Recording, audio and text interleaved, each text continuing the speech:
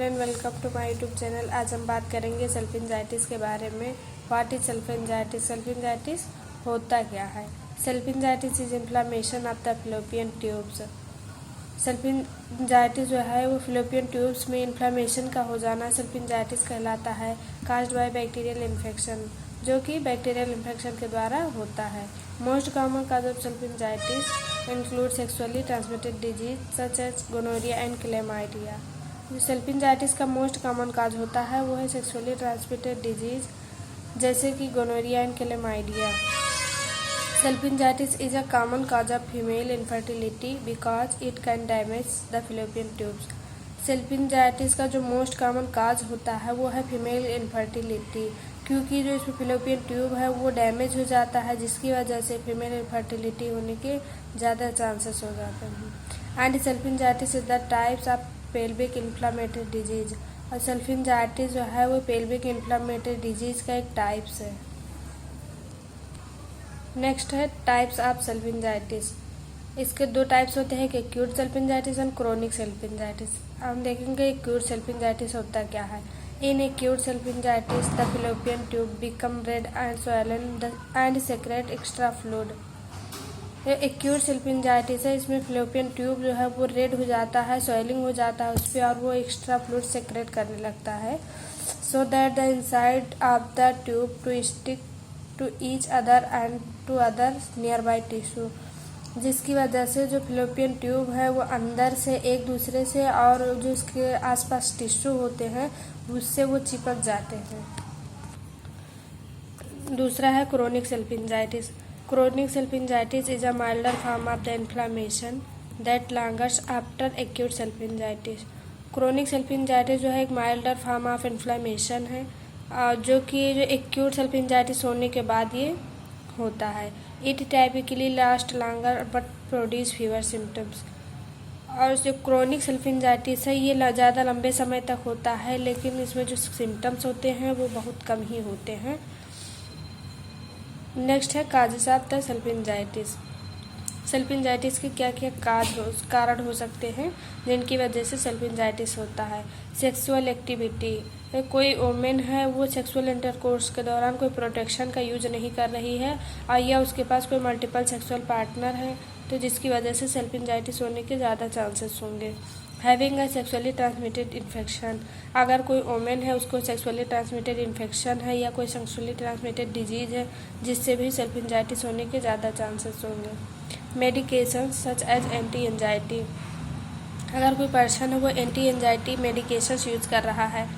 Anti anxiety medication जो है वो वेजाइना के गुड बैक्टीरियन को किल कर देता है, और वो गुड बैक्टीरिया को हम लैक्टोबैसिलाई भी कह सकते हैं। Use of spermicide for birth control, अगर हम बर्थ कंट्रोल करने के लिए कोई स्पर्मिसाइड का यूज कर रहे हैं तो उससे भी सेल्फिंजाइटिस होने के चांसेस होंगे। स्पर्मिसाइड से क्या होता है, स्पर्मिसाइड जो है ये जेली फॉर्म में आता है एंड टेबलेट फॉर्म में भी आता है। इससे स्पर्म जो होते हैं वो किल हो जाते हैं। स्पर्म के किल होने के साथ साथ जो वेजाइना के गुड बैक्टीरिया लैक्टोबैसिलाई हैं वो भी किल हो जाते हैं, जिनकी वजह से सेल्फिंजाइटिस होने के चांसेस बढ़ जाते हैं। अनकंट्रोल डायबिटीज़, अगर कोई वोमेन है उसको अनकंट्रोल डायबिटीज़ है और वो डायबिटीज़ कंट्रोल नहीं हो रहा है, जिसकी वजह से जो वोमेन है उसकी इम्यूनिटी पावर वीक हो जाती है, जिससे इन्फेक्शन होने के ज़्यादा चांसेस होते हैं।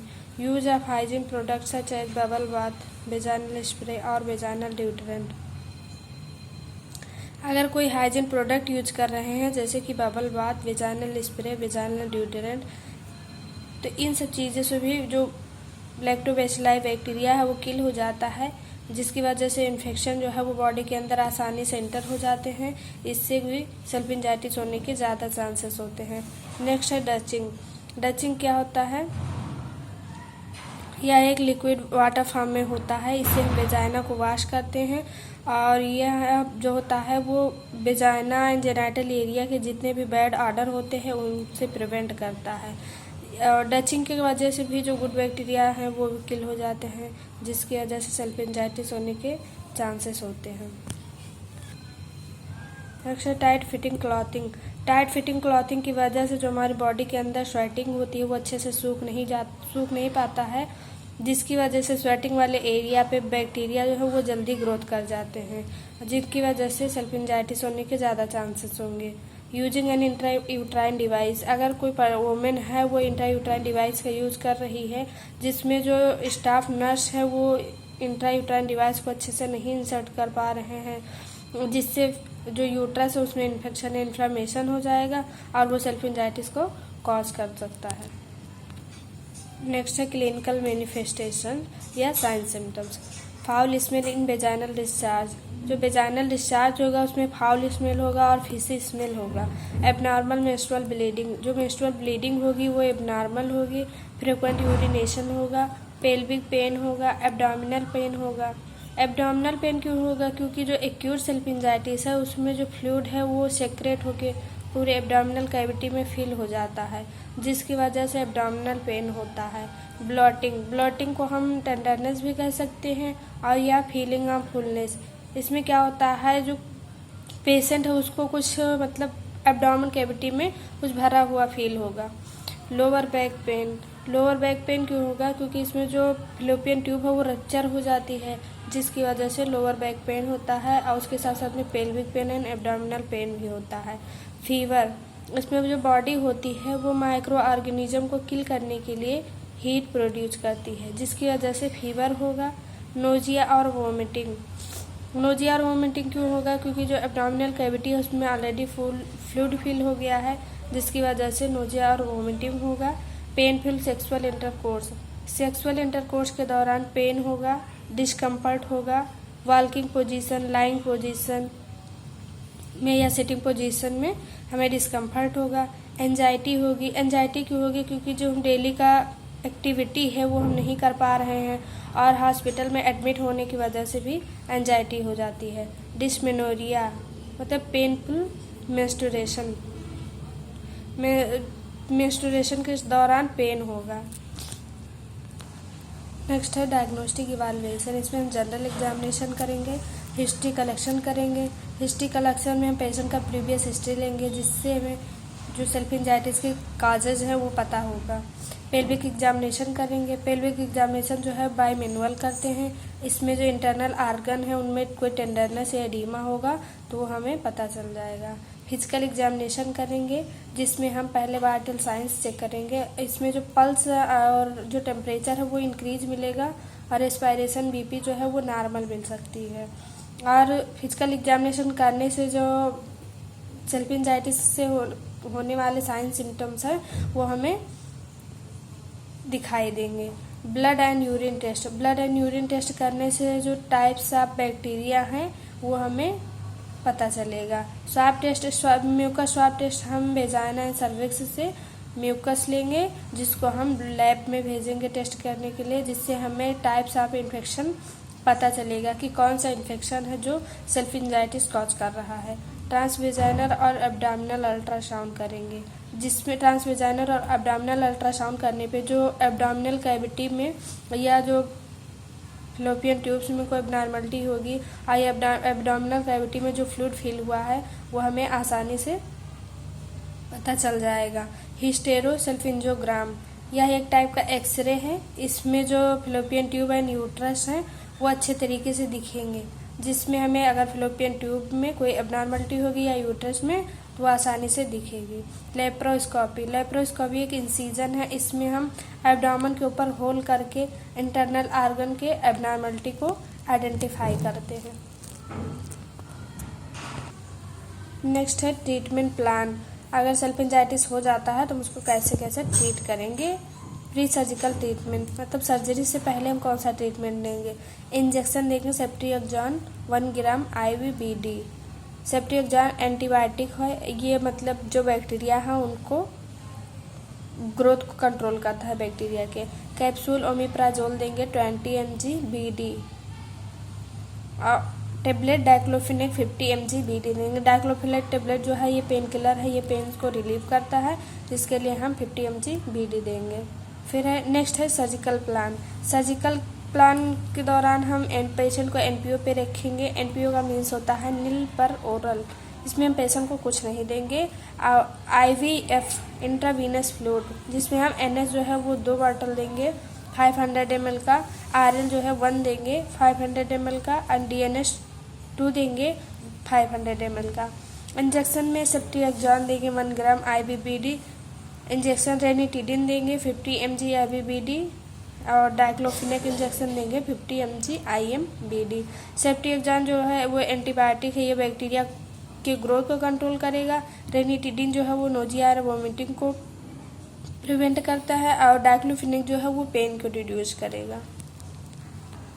नेक्स्ट है पोस्ट सर्जिकल ट्रीटमेंट। सर्जरी के बाद हम कौन सा ट्रीटमेंट देंगे? सॉफ्ट डाइट देंगे पेशेंट को। सॉफ्ट डाइट हम इसलिए देंगे जो कि इजीली डाइजेस्ट हो जाएगा। और इंजेक्शन जो है सेफ्ट्रिएक्सोन 1 ग्राम IBBD देंगे, कैप्सूल में वो omeprazole 20 mg, BD injection diclofenac 50 mg IM। Next है डिस्चार्ज मेडिकेशन। हम पेशेंट को जब डिस्चार्ज करेंगे तो उस दौरान हम कौन सा मेडिकेशन देंगे? कैप्सूल में एमॉक्सिसिलिन 250 mg TDS देंगे, टैबलेट में डाइक्लोफिनेक 50 mg BD देंगे, कैप्सूल में ओमिप्राजोल 20 mg BD देंगे। नेक्स्ट है nursing management. Counselling of infertility के बारे में हम वोमेन को काउंसिल करेंगे। क्वालिटी ऑफ केयर, मतलब हम जो पेशेंट है उसको हम अच्छी केयर प्रोवाइड करेंगे, जिससे जो पेशेंट है उसका हेल्थ में इम्प्रूवमेंट मिल सके और वो जल्दी से हॉस्पिटल से डिस्चार्ज हो। Support for quality of life issues, patient को सपोर्ट करेंगे उसके क्वालिटी ऑफ लाइफ इश्यूज़ के बारे में। प्रिवेंट कॉम्प्लिकेशंस, और जो पेशेंट है उसके कॉम्प्लिकेशंस को प्रिवेंट करेंगे। उसको अगर कोई PID या STD हो गया है तो उसको हम जल्दी से ट्रीट करेंगे। और फॉलोअप एजुकेशन, इसमें जितने भी हम फॉलोअप केयर प्रोवाइड किए हैं और जितने भी काउंसलिंग ऑफ इनफर्टिलिटी या जितने भी मेडिकेशन दिए हैं या जितने भी क्वालिटी ऑफ केयर प्रोवाइड किए हैं उसके बारे में हम पेशेंट को बताएंगे। एंड उसको जितने भी support for quality of life issues, prevent complication और जितने भी मेडिकेशन दिए हैं उसके बारे में उसको एजुकेट करेंगे और उसको ये सारे रूल्स फॉलो करने के लिए बोलेंगे। नेक्स्ट है प्रिवेंशन। अगर सेल्फ एंजाइटिस हो जाता है तो उसको कैसे प्रिवेंट करेंगे? सेफ सेक्स, उससे जो वोमेन है उसको हम सेफ सेक्स के लिए बोलेंगे कि वो सेक्सुअल इंटरकोर्स के दौरान प्रोटेक्शन का यूज करे और मल्टीपल पार्टनर्स को अवॉइड करे, और जो वेजाइनल स्प्रे हैं और ड्यूडरेंट है, कोई वेजाइनल इरिटेंट जो यूज़ कर रहे हैं उसको अवॉइड करें। अर्ली डिटेक्शन, अगर कोई UTI या STD या PID हो गया है तो उसको हम जल्दी से डिटेक्ट करेंगे और उससे हम जल्दी से ट्रीट करवाएंगे। अवॉइड मल्टीपल पार्टनर्स, जो सेक्सुअल मल्टीपल पार्टनर्स यूज़ कर रही हैं उसको अवॉइड करेंगे। अवॉइड इरिटेंट, मतलब कि जैसे vaginal spray, vaginal deodorant, douches, उसको अवॉइड करेंगे। No septic abortion, septic abortion नहीं करवाएंगे क्योंकि सेप्टिक अबॉर्शन से भी ज़्यादा सेल्फ एंजाइटिस होने के ज़्यादा चांसेस होंगे। Spacing method and use condoms, उसके जो 2 बेबी के बीच का स्पेस के बारे में उसे बताएंगे। 2 बेबी के बीच का स्पेस जो है वो 3 ईयर का होना चाहिए क्योंकि जो इसमें मदर है वो हेल्दी हो जाए और उसका जो ब्लड वॉल्यूम है वो नॉर्मल रहे, जिससे जो बेबी है उसको अच्छे से केयर प्रोवाइड हो सके। एंड यूज कंडोम्स, और उससे हम कॉन्ट्रासेप्टिव के बारे में बताएंगे। नेक्स्ट है कॉम्प्लिकेशंस, इसमें PID होने के चांसेस होंगे। STD, अगर कोई इन्फेक्शन हो जो ज़्यादा सीवियर हो रहा है तो उससे PID होने के भी चांसेस होंगे। और अगर कोई मल्टीपल पार्टनर यूज़ कर रहे हैं या कोई सेक्सुअल इंटरकोर्स के दौरान कोई प्रोटेक्शन नहीं यूज़ कर रही है तो इससे STD होने के चांसेस होंगे। रिकरेंट UTI हो जाता है। इनफर्टिलिटी होगा क्योंकि जो ये इन्फेक्शन जो है वो ज़्यादा सीवियर फॉर्म में चला जाएगा तो सेल्फ इंजेक्टोमी कर देते हैं जिसकी वजह से इनफर्टिलिटी हो जाती है। सेप्टिसीमिया होगा, अगर कोई इन्फेक्शन हो ज़्यादा सीवियर फॉर्म में जा रहा है उसको हम ट्रीट नहीं कर रहे हैं तो वो ब्लड में इन्फेक्शन हो जाएगा जिसे हम सेप्टिसीमिया कहते हैं। Abscess in the fallopian tubes, जो फैलोपियन ट्यूब्स है उसमें पस का कलेक्शन हो जाएगा। एक्टोपिक प्रेगनेंसी, जो फैलोपियन ट्यूब है उसमें एबनॉर्मलिटी आने की वजह से एक्टोपिक प्रेगनेंसी होने के चांसेस होंगे। Long term pelvic and abdominal pain, मतलब पेल्विक पेन और एब्डोमिनल पेन जो है वो ज़्यादा लंबे समय तक के लिए हो जाता है, डेथ हो जाता है। अगर कोई इन्फेक्शन या STD है या कोई सेप्टिसीमिया हो जा रहा है उसको हम अच्छे से ट्रीट नहीं कर पा रहे हैं तो पेशेंट की डेथ भी हो सकती है इसमें। तो आज का ही मेरा टॉपिक जो है वो फिनिश हुआ। आई होप कि आप लोग को मेरा वीडियो पसंद आया होगा। अगर मेरा वीडियो पसंद आया है तो like, share, comment and subscribe करना बिल्कुल ना भूलें। Thanks for watching.